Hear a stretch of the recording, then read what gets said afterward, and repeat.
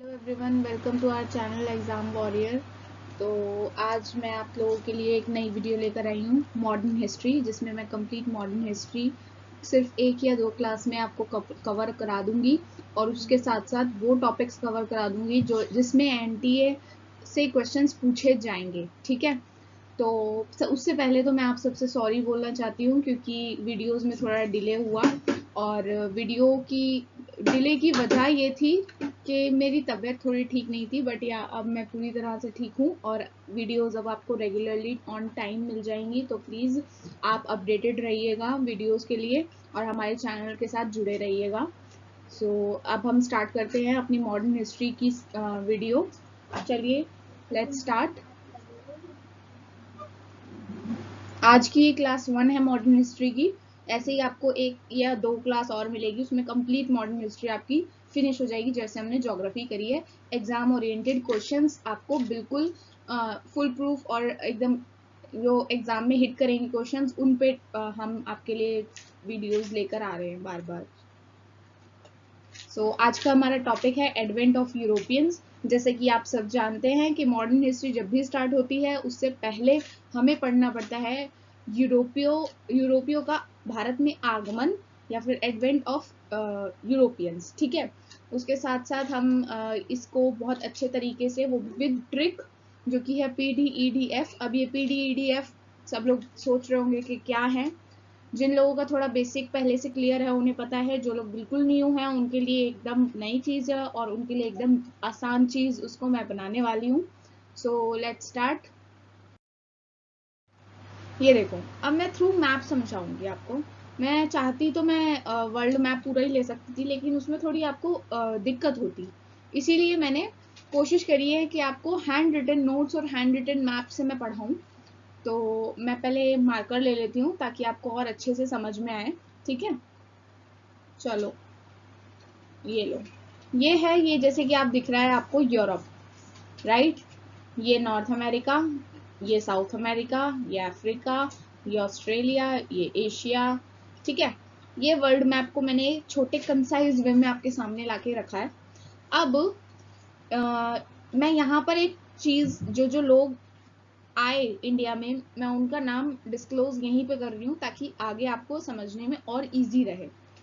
Europe से ना कुछ लोगों को स्पॉन्सर किया गया, एक कहानी की तरह समझना। यूरोप ने कुछ लोगों को स्पॉन्सर किया और बोला कि भाई तुम जाओ देख कर आओ कि और कौन कौन सी जगहें हैं जहाँ पर रॉ मटेरियल्स हमें मिल पाए, क्योंकि इनके पास मिल्स थी, इनके पास रॉ मटेरियल नहीं था। रॉ मटेरियल के लिए इन्होंने लोगों को स्पॉन्सर किया और दूसरी जगहें एक्सप्लोर करने को बोला। तो यूरोप से जो पहला इंसान अफ्रीका की तरफ बढ़ा,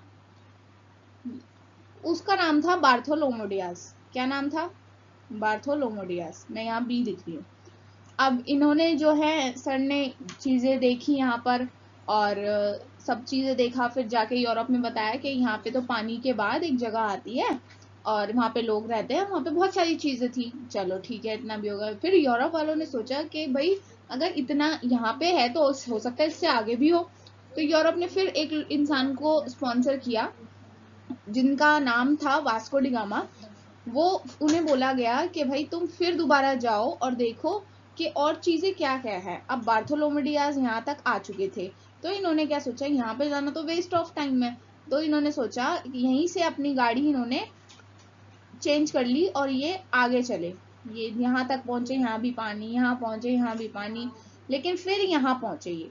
अब यहाँ पहुंचे ये एशिया और एक तरीके से बोले तो इंडिया।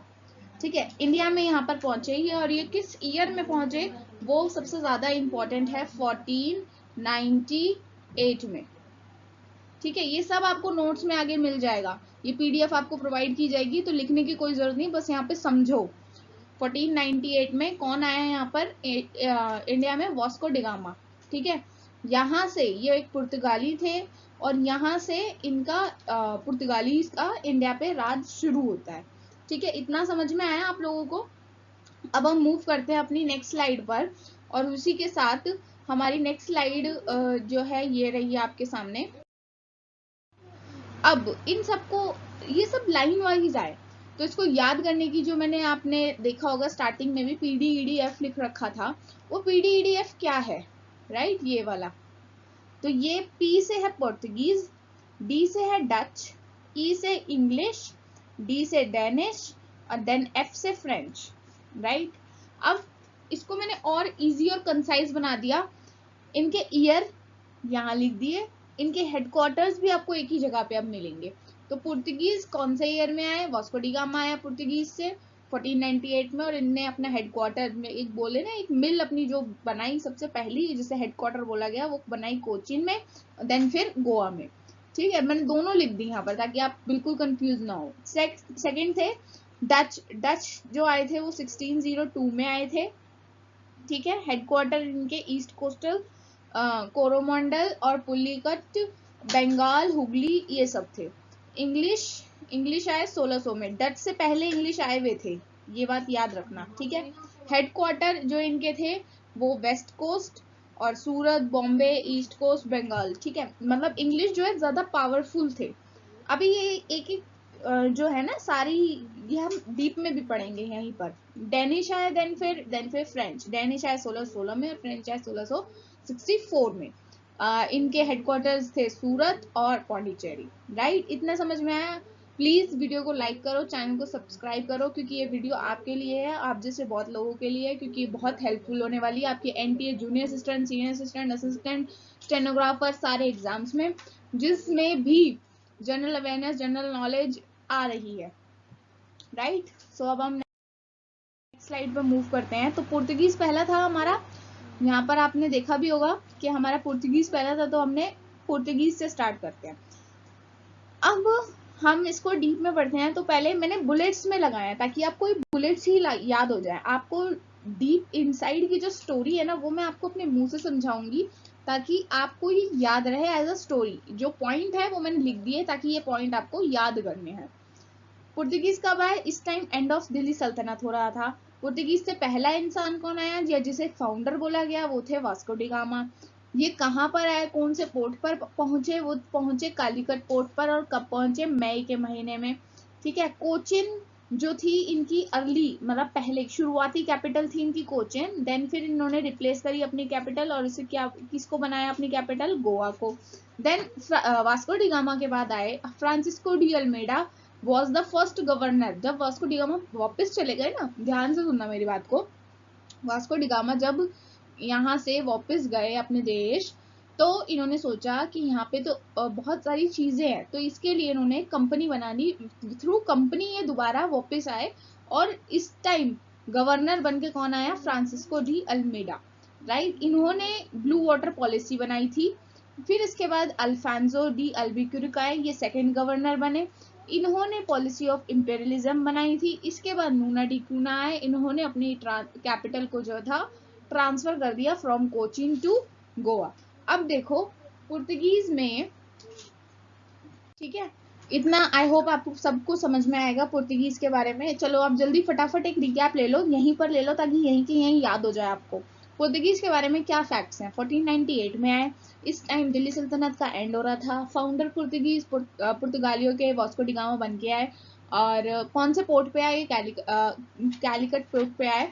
और कब आए? मई के महीने में आए। कोचिन इनकी पहली कैपिटल थी, बाद में इन्होंने रिप्लेस करी गोवा को, गोवा में रिप्लेस कर दी। ठीक है, उसके बाद गोवा को बदलने वाला कौन सा इनका वो था नूना डी क्यूना, जिसने capital Cochin to Goa change करी थी। Blue water policy Francisco de Almeida ने। फ्रांसिस्को डी अल्मेडा कौन थे? इसके फर्स्ट गवर्नर थे। सेकंड गवर्नर कौन थे? Alfonso de Albuquerque. ठीक है, इन्होंने कौन सी चीज इंट्रोड्यूस करी थी? इन्होंने पॉलिसी ऑफ इंपीरियलिज्म इंट्रोड्यूस करी थी। अब आई होप आपको पुर्तगीज जो है बहुत अच्छे से समझ में आए होंगे। तो इसी के साथ प्लीज वीडियो को लाइक कर दो, चैनल को सब्सक्राइब कर दो। अब हम मूव करते हैं अपने नेक्स्ट पर। तो क्या सीरीज क्या थी? PDEDF। तो P हो गया है हमारा, D अब चल रहा है। P हो गया ना, हमने कर लिया P यहाँ पर पीछे पुर्तगाली। अब D से है डच। डच ने जो है अपनी फैक्ट्री को सेटअप किया मसूलीपट्टनम में। इसका डच का पुराना नाम जो है हॉलैंड है, और अभी डच में का नाम जो है प्रेजेंट का वो है नीदरलैंड। ये याद रखना, इंपॉर्टेंट क्वेश्चन है। इन्होंने लड़ाई इनकी हुई पुर्तगालियों से, और इसमें सबसे ज्यादा इंपॉर्टेंट है बैटल ऑफ बेदरा, जो कि 1759 में हुई। एनटीए के लिए तुम्हें ऐसे बैटल्स बहुत याद करने पड़ेंगे, क्योंकि वो बैटल से बहुत क्वेश्चन पूछेगा, ठीक है। इसके साथ साथ तो मैं आपके लिए एक वीडियो और लेकर आएंगे हम लोग, जिसमें सारी बैटल्स कवर कराएंगे, तो उसमें आपको कोई भी दिक्कत नहीं आएगी अपने एग्जाम के लिए, ठीक है। चलो, तो अब हम यही हमारा डच भी यहीं पर क्लियर हो गया। डच से ज्यादा फैक्ट्स नहीं है। पुराना नाम हॉलैंड, नया नाम नीदरलैंड। डच की लड़ाई किससे हुई? पुर्तगालियों से। डच के टाइम पर कौन सा बैटल था जो हुआ था? वो था बैटल ऑफ बेदरा। और कब हुआ था? 1759 में। इनकी फैक्ट्री कहाँ पे सेटअप हुई थी? मसूलीपट्टनम में, राइट। चलो, इसके साथ हम अपनी नेक्स्ट स्लाइड पर मूव करते हैं, और ये है स्लाइड हमारी नंबर 3। चलो, इंग्लिश क्या सीरीज चल रही थी हमारी? मैंने बताई थी P D E D F थी ना, तो पी हो गया हमारा, डी हो गया। अब हम करते हैं ई। तो ई कहता है कि भाई John Meldon hall was the first English man who arrived in India in 1599। ये क्वेश्चन बहुत इंपॉर्टेंट है। पहला इंग्लिश मैन जो इंडिया में आया था वो थे जॉन मेल्डन हॉल।